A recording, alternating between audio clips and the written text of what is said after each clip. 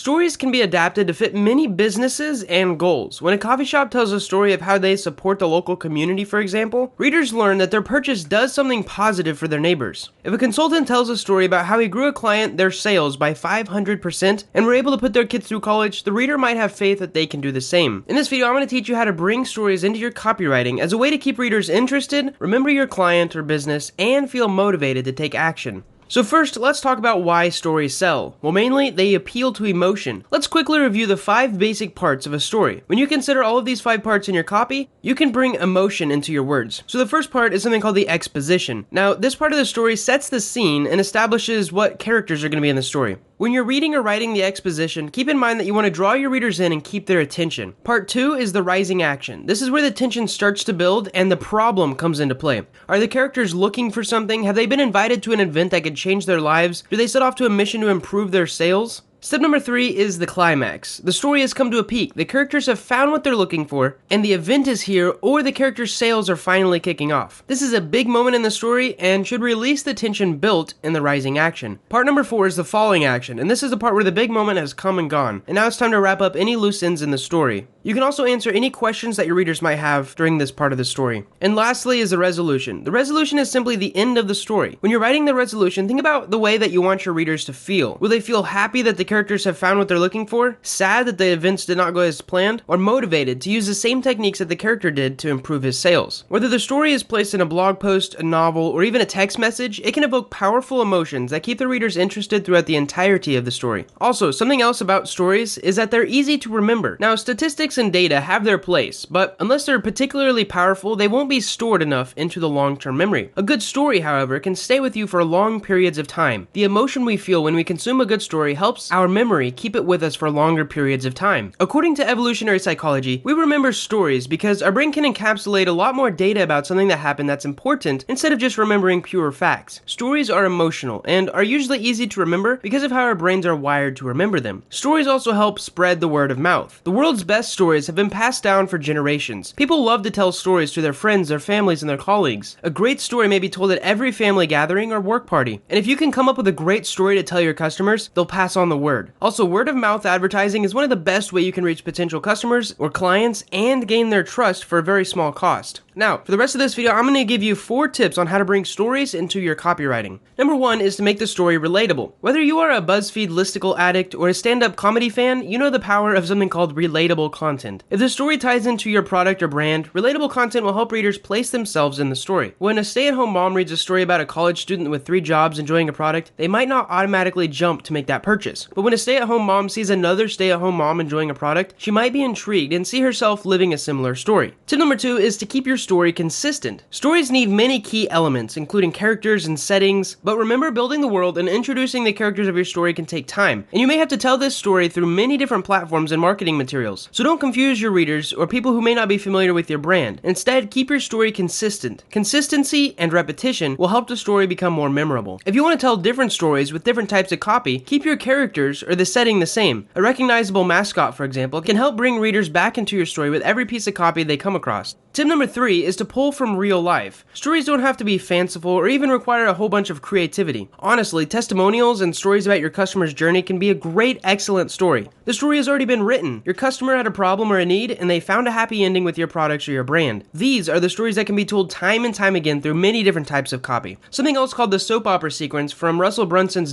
.com Secrets book is a great example of a story that can be told to readers throughout copy. Now, this email sequence is a dramatic story broken up into 5 parts, written with the intention to draw subscribers in and give them a reason to keep opening future emails. Testimonials can be a great type of soap opera. And lastly, tip number 4 is to think about the medium. The copy you use to tell a story in an email sequence will be very different than the copy used to tell a story in a brochure. Visual content can tell a story alongside written copy and vice versa. As you start to create stories with your copy, think about how the story may translate when it's put on a billboard or blog post, or maybe even recorded as a promotional video. Now, if you really want to learn about copywriting and creating great stories, here's a little story about myself. I've been wanting to learn about copywriting for a long time now, and after realizing that the good copywriting courses I've been coming across are really expensive, and I also know that you guys want copywriting tutorials too. I actually decided to research and put together a copywriting kit for those who are interested. Now, if you want my kit of videos about mastering your copywriting skill and earning money online using just different words, check the link in the description because my training spots are almost filled up. If you can't get in for the launch price and really want to get the training, email me at practicalpsychologytips@gmail.com and I'll see if we can't sort something out to fit in another spot because I know this training could help you, but only if you're interested. Anyways, I've got 2 practical tips for the advice in this video, just like I do in all of my copywriting training videos. So practical tip number 1 is to practice storytelling. Tell the story of your day, but center it around maybe just one product. How did your morning coffee fuel your day? How did your bike take you to all the places that you had to be? Now, the product doesn't have to be blatantly featured, but it should be mentioned. And practical tip number 2 is to choose 3 media and adapt the story for different lengths and different formats. How can you tell the story of your day in an email sequence, in a blog post, through a tweet, maybe even on Snapchat? Hope you guys enjoyed this video, and thanks so much for watching.